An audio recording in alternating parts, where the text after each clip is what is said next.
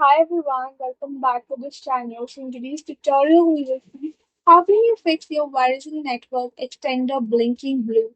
So here's a guide for your WPS pairing mode and setup. Switch 1, wait for the startup process. When you first plug in the extender, it can take 30 to 60 minutes to activate and connect. Avoid unplugging it during this time. Fix 2, check your internet connection.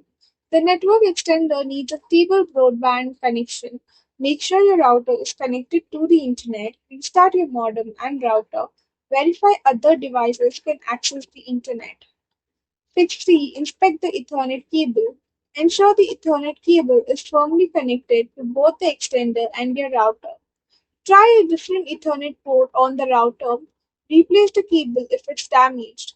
Fix 4. Move the extender near your router in a well ventilated area away from large metal objects, microwaves, and other sources of interference. Fix 5. Restart the network extender. Unplug the power adapter, wait for 30 seconds, plug it back in. Allow up to 60 minutes for it to reconnect. Fix 6. Verify GPS signal if your model uses GPS. Make sure the GPS antenna is securely connected.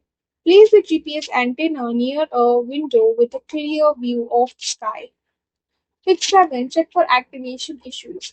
Confirm if it has been activated on your Verizon account. Wait for the activation process to complete before troubleshooting further. Fix 8. Factory reset the extender. Locate the reset button, press and hold it for 10 to 15 seconds using a paperclip. Release the button and let the extender restart. Complete the activation process again if prompted. Fix 9. Check for service outages. A Verizon service outage can prevent the extender from connecting. Check the My Verizon app or Verizon service status page for outages in your area.